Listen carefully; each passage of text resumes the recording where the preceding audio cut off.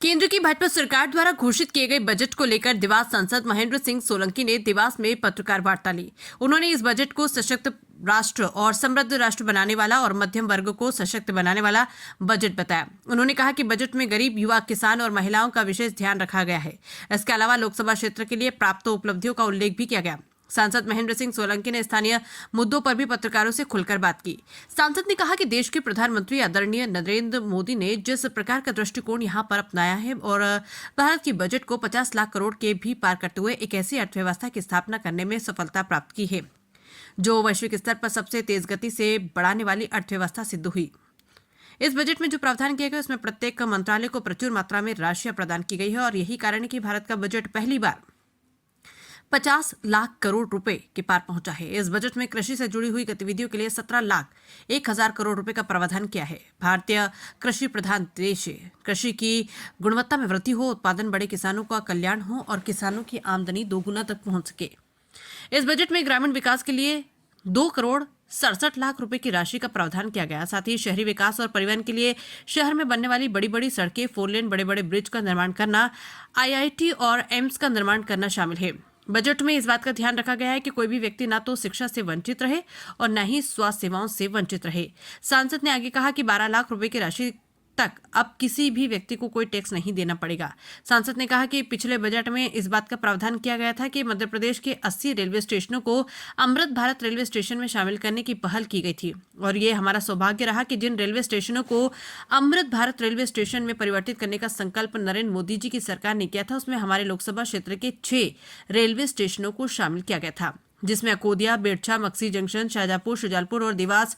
इनको अमृत भारत स्टेशन योजना के अंतर्गत एक ऐसा आदर्श रेलवे स्टेशन बनाने का काम जारी है जिससे कि आने वाले समय में देवास लोकसभा क्षेत्र की जनता को भी रेल से संबंधित सुविधाओं का लाभ प्राप्त होगा।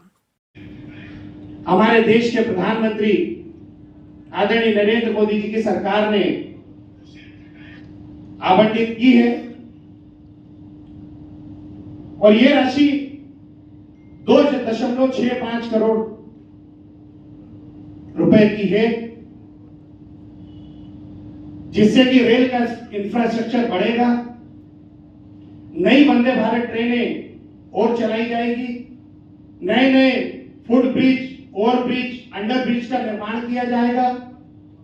डबलिंग को बढ़ाया जाएगा। प्लेटफॉर्म पर मिलने वाली सुविधाओं को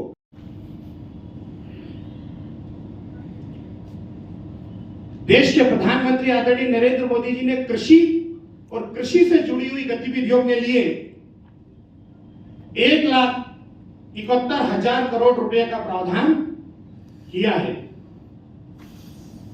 भारत कृषि प्रधान देश है। कृषि की गुणवत्ता में वृद्धि हो, उत्पादन बढ़े, ऐसे बीजों को विकसित किया जाए जो बीज जलवायु के अनुसार अधिक से अधिक उपज देने में सक्षम हो, किसानों का कल्याण हो और किसान की आमदनी 2 गुना तक पहुंच सके, ये प्रयास। सांसद महेंद्र सिंह सोलंकी ने कहा कि इंफ्रास्ट्रक्चर के लिए प्रदेश को 15,600 करोड़ रुपए की राशि प्राप्त होगी। इसमें से एक बहुत बड़ी राशि देवास शाहजहांपुर लोकसभा क्षेत्र को प्राप्त होगी। इस राशि से भी देवास शाहजहांपुर और आगरा मालवा में 4 लेन सड़कें बनेगी। सड़कों का चौड़ीकरण होगा। स्वास्थ्य सुविधाएं और मेडिकल कॉलेज के सवाल पर सांसद ने कहा कि मैं पूरी तरह से प्रयास करूंगा कि देवास को एक भव्य हॉस्पिटल, एक मेडिकल कॉलेज की सौगात जल्द से जल्द प्राप्त हो ताकि यहां के लोगों को भी सुलभ और व्यापक स्वास्थ्य सुविधाओं का लाभ प्राप्त हो सके।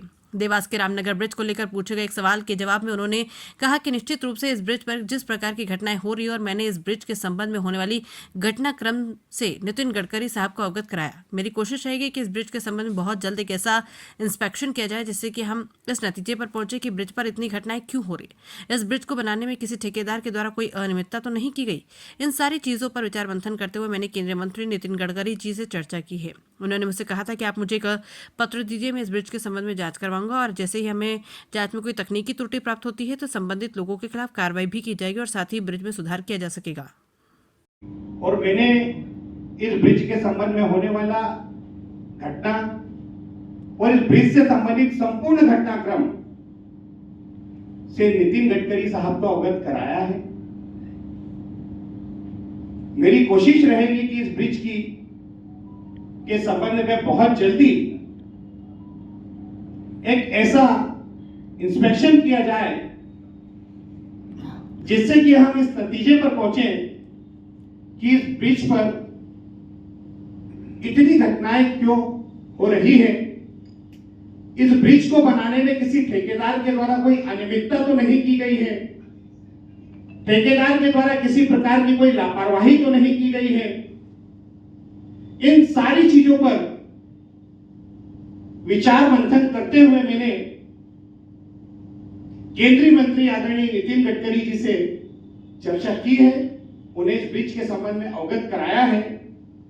उन्होंने मुझसे कहा था कि आप मुझे एक पत्र दीजिए, मैं इस ब्रिज के संबंध में जांच करवाऊंगा और जैसे ही हमें जांच में कोई तकनीकी त्रुटि प्राप्त होती है तो संबंधित लोगों के खिलाफ कार्रवाई भी की जाएगी और साथ ही इस ब्रिज में जो भी सुधार किया जा सकेगा वो सारे सुधार करवाए जाएंगे ताकि जिस प्रकार की यहाँ पे घटनाएं हो रही है और एक ब्लैक स्पॉट के रूप में ये ब्रिज बन गया है उसे टाला जा सके।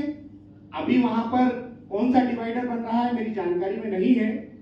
मैं चूंकि अभी लोकसभा के सेशन में बिजी था, मैं परसों ही यहाँ पर आया हूँ, उसके बाद बजट के प्रेस वार्ता की तैयारी की। अब आज आपने मुझे अवगत कराया है कि ब्रिज पर कोई डिवाइडर की तैयारी हो रही है, तो मैं निश्चित रूप से देवास कलेक्टर से बात करूंगा कि इस ब्रिज के संबंध में वो क्या कार्रवाई कर रहे हैं और किस प्रकार से दुर्घटनाओं को टालने के लिए इस ब्रिज में परिवर्तन करेंगे।